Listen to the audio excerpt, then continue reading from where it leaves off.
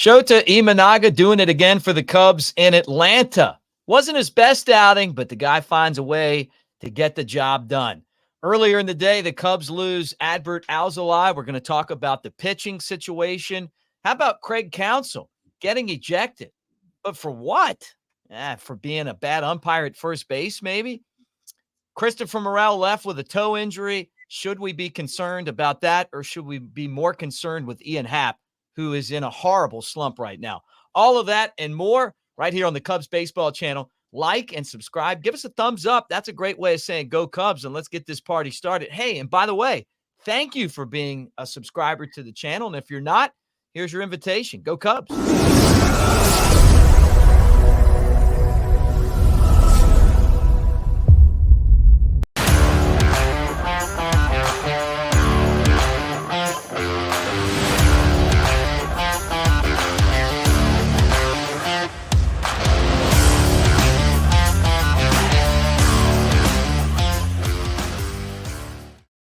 All right. What do you say, everybody? Boom. There he is. You didn't think he was going to be in the house. We throw you a curveball, and there he is. Anthony Pasquale. I'm Mick Gillespie, and we are united today talking about the Cubs. At Broadcaster Mick, he's ant_Pasquale3 right here on the channel. So many things to get into, my friend. Let's get into this. Let's talk. It's like the good, the bad, and the ugly. Do you know anything about that movie? You ever seen that? I've heard it quoted many times, but I don't think I've ever watched it from beginning to end. It's a guy named Clint Eastwood. We called him Blondie. Anyway, look, Shöta gets it done again. I felt like this was going to be a tough game for him, and it was. The Braves are good, but he just finds a way to go out there, make big pitches, and it was a tiring type of outing. They got him out after, what 5 innings? It wasn't like he was there a long time, but look at this earned run average, 0.96 after 8 starts, gave the Cubs a chance. Yeah, and that's what he's done every single time out there. This is the first game that the Cubs have lost that he started all season long. They were a perfect 7-0 in his starts until last night. But the thing with Imanaga is he just never looks overmatched on the mound. Like there hasn't been one hitter that seems to have gotten the best of him. And you see that sparkling 0.96 ERA. And yesterday, it just wasn't his best outing. 5 innings, the pitch count was way up. He allowed 7 hits, 3 walks. So 10 base runners in just 5 innings of work. And he still finds a way to throw up a 0 on the scoreboard. The guy does everything you need out of him.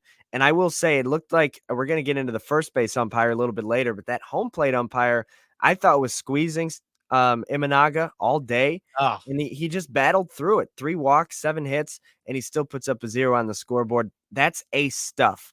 And I think he's definitely solidified himself as an ace. Yeah, we're going to get back into those umpires because they had a bad night. But I agree, too. There were some pitches that he didn't get. And then, of course, throwing out of Craig Counsell for something stupid. But this guy's name's Nugget Chef on Twitter, right? I mean, of course, he's got good stats when your name is Nugget Chef. That means you're out there cooking up great nuggets. And he said Shöta Imanaga's ERA is now 0.96 through 8 starts after 5 scoreless innings on Monday. That's the 5th lowest ERA through the first 8 starts of a season in the wild card era, behind Zach Greinke in 2009, Jacob deGrom 21, Pedro Martinez, and Randy Johnson in the year 2000. Those are some big-time names right there. Congratulations. And he's a rookie. Like, he's doing this. This is his first time facing any of these guys. It's his first time in the MLB. Now, I understand there's some argument about the fact that he's already almost 30 and he's pitched in professional baseball, but the MLB is a different animal. And I think everybody understands that. Everybody knows that. And for him to have this kind of dominance from day one forward in a brand new country, in a brand new league, impressive doesn't even begin to say it with him. Yeah, no doubt. And then kind of switching right over to Craig Counsell being thrown out. This has got to be the bad, right? The bad. Yeah. The check swing was a strike. It's a strike all the time. And I guess, you're behind the plate and Amaya, the play. Like Amaya's like, what? Like, that's not a strike. And then I don't know what came out of the dugout, but the first base umpire needs to just shut up and just ignore it. That's what your job is. Like, you made the call. We didn't like the call. We might have said something. Fold up the rabbit ears. Like, where have these guys gotten to the point? You see it all around the league. They're out there arguing and they're pissed off. You're an umpire. Your job is just to shut up. If you got to throw somebody out because they crossed the line, that's fine. But that wasn't crossing the line. Yeah, it wasn't, and I liked that Counsell, after he got ejected, got up and out there and got his money's worth and got to argue a little bit. I thought it also might spark some life into the Cubs because when Shöta left and that game was tied 0-0 after 5 innings, it really felt like it was gonna be a race to 1, and that was gonna be enough. Obviously, the Braves have some firepower offensively, but I didn't have any confidence in the Cubs going out and getting more than 1 or 2 runs, and they end up losing 2-0. But Counsell, Acuna crossed definitely past home plate, but I guess the rule is if the bat breaks his hands, it's a strike or whatever. It's all ambiguity. So, like, it's hard to call it anyway. And I feel like most of the time it's pretty much always a strike. And I think it should just be called that way. Um, but again, it was a 2-1 count to the best hitter on the Braves. And that makes it a 3-1 count with the bases low. Like, it was a terrible swing of events. And then right after Counsell goes and argues, Imanaga gets Acuna to pop up on the very next pitch, and the Cubs get out of the jam. So whatever it did, it worked, but I don't know why he got tossed. Yeah, I don't either. I just didn't think that was the right move by the umpires. And my point isn't if it's a ball or a strike. You're right. They always call them strikes. But my point is that back in the day, those guys just kept their mouths shut. Like they were just like, hey, you know what? I'm going to get this throughout the game, and I'm just going to do my job. And you know what? If they don't like the call, once the next couple pitches come, they'll be worried about something else, right? Yeah. Instead of out there arguing and making faces and doing all this, and just you're the first base umpire. You got like 5 or 6 calls all night that anybody's even paying attention to. We thought it was a strike, but just do this. Turn around. Mhm. Like, come on, man. No one's there to see you, buddy. And I for Counsell, I kind of felt bad for him, but you hope that maybe it would ignite the offense, because there's games like this where this team has a tough time scoring. And right now it's because they're not getting contributions from some of the players that need to contribute. And one of them is Ian Happ. And you put this up for me, and I'm not surprised. I'm wondering how healthy he is. He barely played in spring training, hamstring issue. Then but magically he even though he didn't play at all, he's on the roster, and it's just been like this: 16 for 110. He's an out pretty much every time he gets up. I liked him at the leadoff spot because of the walks, but man, this is legitimately a slump. Yeah, I mean, there's 2 things now. I think it's past the part where it's a slump, and is this just Ian Happ? Like, is that what he is now? Is one thing that you could think of. And then you mentioned the health, and not that I hope he's injured, but like I'd love that to be the excuse instead of he just doesn't have it anymore. Like, you'd almost rather it be he's playing through something and that's affecting him. But man, in the 5 hole, the 6 hole, the 3 hole, the 1 hole, wherever they've put him in the last couple of weeks, he's been an automatic out. And it's frustrating because for him now, he's starting to press a little bit, which means the eye is gone and he's getting way aggressive, losing kind of his strike zone and chasing more. He had 3 strikeouts today, and I wish he would have struck out in that 4th at bat, because it was 1st and 2nd in the top of the 9th. Morel just worked a beautiful 13-pitch walk, probably the best at bat of his major league career. And Happ swings at the first pitch, and you honestly couldn't have rolled a better ball to Orlando Arcia. Tailor-made 6-4-3 double play, and pretty much shot the Cubs out of that 9th inning when they had only a little bit of life in that offense. And I like Ian Happ. I like what he provides for your team. I think he definitely has a role. I think ever since he got put in that 3 spot when Bellinger and Suzuki went down, he's just become broken as a hitter. And I don't know what the solution is to fix it, but whether he's batting righty, whether he's batting lefty, in the 3, the 5, the 6, it's been terrible. I never thought about him just being bad. I've just figured he was like injured, and I just knowing how the game works and looking at this roster and all of the players that have dealt with injuries, I've just assumed that he's out there trying to muscle through some issues because, up until last week, you didn't have 2 of your starting outfielders, right? Yeah. And then what's the next call up that you have? Well, I know that Alexander Canario's down there. People keep talking about Brennan Davis, who's putting up some big numbers. If I was the Cubs, I'd get him as hot as you could and trade him away. Owen Casey's not quite ready yet, but You've got 4 already at the big league level, though. You've got Bellinger, Suzuki, Talkman, and PCA. yeah, right, right. So maybe they've got to start looking at other alternatives. And I mean, I know he's paid. I know he's a Gold Glover. Good He's leader, too. I'm not Yeah, taking right. any of that away, but But he's not getting it done. And I mean, at the end of the day, production matters. right. Seiya got sat down and has been a different player ever since. Um, when you are able to put a team together and play guys based on what they produce and not what they're paid, your team's going to be a lot better. Now that's hard to do because when you're paid, there's a reason why. Yeah. So you got to make those decisions. Now you mentioned Christopher Morel, and I'm talking about all these injuries, and he fouls a ball off of his toe after that at bat. I think he's as locked in right now at the plate as far as just being patient, not getting himself Yeah, out. he knows the Quality strike at zone. bats. Yeah, he's getting better and better. He's figuring out the strike zone. He looks like a guy who's growing every time you see him.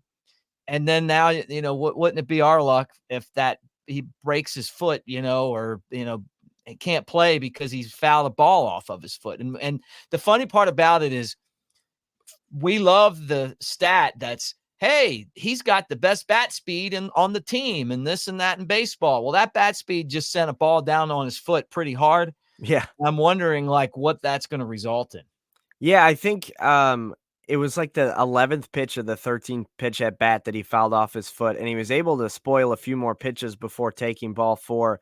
I wonder if maybe they pulled him just for the sake of we need a healthy runner in there because it's the tying run. Like if it happened, in the first inning of a meaningless game, if maybe he stays in and guts it out. But because it happens in the 9th, you really have no idea what That's true. his status is for today. And that's the part that's a little bit concerning, but he's been like the only source of power as of late. And you mentioned that he's just got a much more like complete knowledge of the zone. Like he just fits in as a hitter a lot better over the last couple of weeks. So that'd be a huge loss to an offense that has been kind of struggling to put runs up on the board. And I know you're going to say, oh, they scored 7 against Pittsburgh. They scored 6 on bases loaded walks. Like they were just handed runs. It's not like the offense is doing anything. So you need Morel in your lineup, especially right now. And it doesn't get any easier because you got the Braves and the Pirates again, then the Braves again. So Yeah, no, he's carrying the team with his home runs. mm-hmm. I mean, think about all the games when they weren't scoring and he'd hit a home run, and that would supply a lot of the offense. Some of them they won, some of them they didn't. The Cubs need that. Now you're right. Like there's so many questions about this because it could be nothing. I mean, they always bring him out for defensive replacement anyway. Maybe you put somebody faster in. He's not always the smartest base runner, but he it's not like you normally would pinch run for him because he's got speed.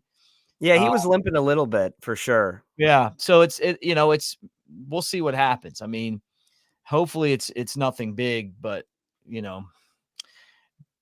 as I say that, Adbert Alzolay, after getting the save a couple of days ago on the IL, elbow soreness. I feel like this even extends back to last year to me. Maybe it's different, but has not looked right to me since he got injured at the end of last season when they were using him way too much.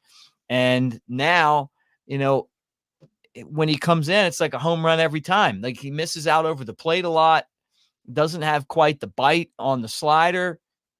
He just doesn't look like the same pitcher. It's not that it's not like he's up there and he can't get some velo on the ball, but it's not like it was at 97, and the movement, it just seems like I can't really put my finger on it. It's just not the same stuff.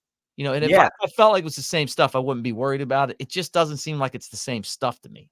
Yeah, exactly. And we started the show with Shöta. That was the good. Then we went to Counsell getting ejected. That was the bad. Now the Happ and Alzolay stuff, we're at the ugly. And Alzolay, I mean, I love the guy. I love the energy that he brings to the Cubs bullpen, but he just doesn't have it this year. And obviously he got the save the other day, but it wasn't without giving up a towering 2-run home run. And it's not like his velo is incredibly down to last year. It's just he's missing right over the heart of the plate to Yeah, very good hitters, and they're doing what they should with it. But I think a lot of people are saying like, "Oh, it's a phantom IL."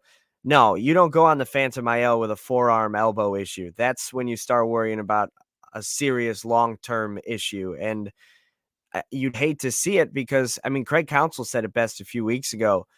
This isn't the type of guy that we could just throw down. Like, we need Adbert to be successful for our bullpen to be successful. And now Quas comes back up, who I know you're not a huge fan of. Keegan Thompson's been struggling. Hayden Wesneski just pitched today. Ben Brown might start Wednesday. Mark Leiter Jr. has been used a lot. Hector Neris has been used a lot. And then you got Lovelady and like, you got nobody right now that you feel good about. When they got to the fifth inning and Shöta got pulled with 100 pitches, I was like, who the heck is going to come in right now? I know. Because today, Jameson Taillon's pitching, coming off a back issue. So you'd probably like to have Wesneski go right after Taillon. And Wednesday, you're still TBD. So maybe that's Ben Brown. So your Mhm. two long inning guys, you pretty much have booked up. So who the heck's coming in after Shöta? They ended up going with Wesneski, trying to win the game yesterday and kind of putting yourself in no man's land for today and tomorrow. I'm interested to see who's first out of the pen today, and if it's Lovelady again, who's been pitching so much and just doesn't have it either. He's the only lefty on the staff. It's not like it wasn't a mess before, but it's definitely a mess now. Yeah, no, I'm with you on that. I don't know. I mean, and I could be turned on Quas, instead of missing it, you throw that sidearm stuff and it starts here and goes out here and guys can't hit it. But Yeah, it's like like, the lefty the Braves threw out yesterday. I mean, he was cruising through our lineup. yeah, right. I mean, it's just like his location was so bad. Yeah, And I would love to see him. Apparently, he was dominating down in Iowa. Maybe that's kind of what he needed, kind of like Hendricks. You go back down and you kind of dial it back in, and then you yeah, come back to the big leagues and you bring it back up there. He actually looked good his last time. So, yeah, I haven't been a super fan of his, but I can be swayed. Go get some outs, and I'll change my yeah, yeah, tune. I mean, P. Wizzy, yay! Like yeah. he had the he had the big game a couple days ago. The Cubs got to find some offense. Um, and they need some help with relief pitching. And the biggest thing you said is, this isn't anything about a phantom because you don't have any other options. Yeah. You're really falling out on this relief staff. And if Luke Little could just be under control more, maybe you could bring him back up.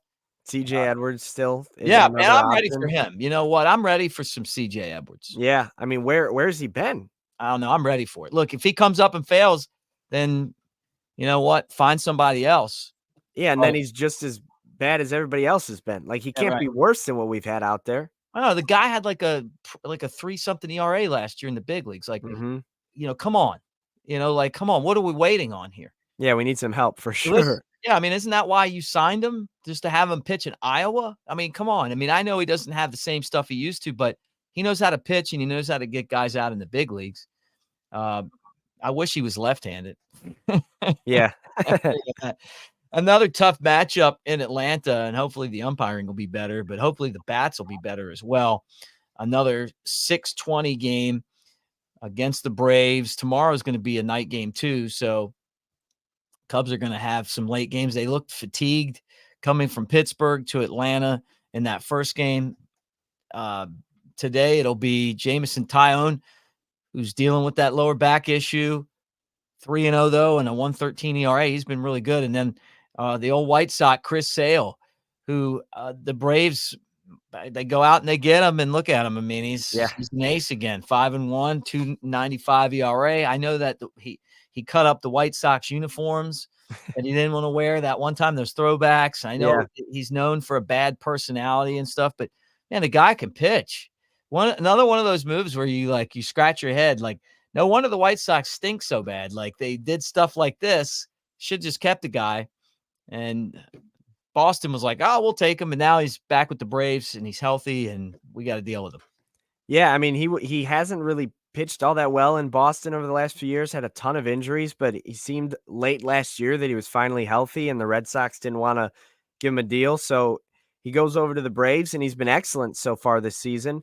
I figured that some of the Cubs would have a history with him just based on his time with the White Sox, but he kinda missed most of this current roster the only guys with real at bats against him are Yan Gomes and Mike Tauchman because of their time in the American League. So this is a Cubs team that's going to be seeing Chris Sale mostly for the first time. I think Bellinger's 1-for-3 against him, and everybody else hasn't hit off of him. But Taillon, he's been great this year, 3-0 with a 1.13 ERA. But he skipped his last start and then skipped when he was supposed to start after the last start. So he hasn't pitched in like 10 days. Granted, 10 days ago, he pitched really well. And if the Cubs were really worried about him after skipping the start, he would go on the IL retroactive to like 10 days ago. But instead, they feel confident enough with him that he can pitch. Now, I don't know if that means he's on a pitch count. I really hope to hell not, because we don't have anybody in the bullpen right now that could come in and eat innings. So I hope you can get 6 or 7 out of Taillon. And obviously the Braves have a really great offense, and that they can beat up anybody. It doesn't matter how good you are, they could get to you. But I hope you could get a strong outing out of Taillon today, because this team really needs it. Yeah, I'm with you. And none of this is easy. I mean, what this team has accomplished with all the injuries and the disappointing bullpen comes down to the fact that the team grinds it out. You know, even without contributions at the plate from Happ, and down Dansby Swanson's injured. You know, I'm curious to see what the Cubs do, because it kind of feels like we're at a spot where they may have to, you know, bring somebody young up just to ignite things again. You know, I love when teams do that. Joe Bannon was always about that. You know, it's like getting someone up there that's so excited to be on the team, and that the big leagues haven't figured out yet, and what they can do. And the Cubs have some of those guys. But we'll find out. I don't know. These seem like tough games to me. I mean, just Let me grind. ask you this. If Taillon gives you like 4 or 5, but like Imanaga yesterday can't go too much further, and they bring in Ben Brown as your first option out of the bullpen, and he gets you, some good innings. Who starts tomorrow? Would you go, like, is there anybody in AAA that can make a start? I don't think Horton's ready. No. And you definitely don't want to like stretch Assad or Steele on short rest. So who would pitch Wednesday? I mean, it's got to be Ben Brown. But what if he pitches? Or I guess then today with Taillon, you can't use Ben Brown. No matter what, you can't use him. Yeah, like I mean, you couldn't. You just have to get by with, Brewer and Lovelady and hope that they're okay. You know it's bad when Lovelady's on your staff. Yeah, this is going to be a tough series to gut out. Hopefully, I mean, it's the Braves. So if you take one, like, you got to feel okay about that. You just can't get swept. No, I'm with you. And I think that's it. You just got to play them one at a time. And you hope that you get healthy. Mm-hmm. You look for options. I'm thinking like, I talked about Michael Arias in the minor leagues. He looks like a minor leaguer, like he was getting close, and then all of a sudden kind of took a little bit of a step back. It's part of the learning. I mean, I don't know. Yeah, there's a reason we're doing this and not managing, but we'll see. It should be an interesting couple of games. Counsell's so good at it really is. Like you look at all the issues that this team has, and yet they still have found a way. But I'm more worried, honestly, about the offense. The offense feels like it's kind of stagnant, and that was where our strength was at the beginning of the year, right? Yeah. I think you got to go back to Horner up top. I like Tauchman, but he was much better with the protection of Horner in front and Bellinger after. I think you got to go back to Horner up top. And I mean, obviously Sale's a lefty, so you're going to get Wisdom in the lineup today. Hopefully Morel as well. And you just kind of see how that lineup shakes out. But I wouldn't hate Nico going back up top, because him buried 6 or 7 doesn't give you the same jolt to the offense as it does when he's up at the top. No, I miss him at second base too. Yeah. I wish they would bring up Vasquez and see what he could do at shortstop defensively. I mean, I know you have to bat him ninth and not worry as much about his offense, but I like him. I like O'Neek better at second base, and fingers crossed that the Morel thing's no big deal. But right, there's a lot of questions. And if something happens and Morel goes on the IL, you can count on me being right here to tell you guys about it fast. So yeah. Hope that doesn't happen. Agreed. All right, Anthony, great show, man. Always awesome talking to you. And you guys stay in the comment section. Tell us what you think. Big game today. and we'll be watching. Go Cubs, everybody.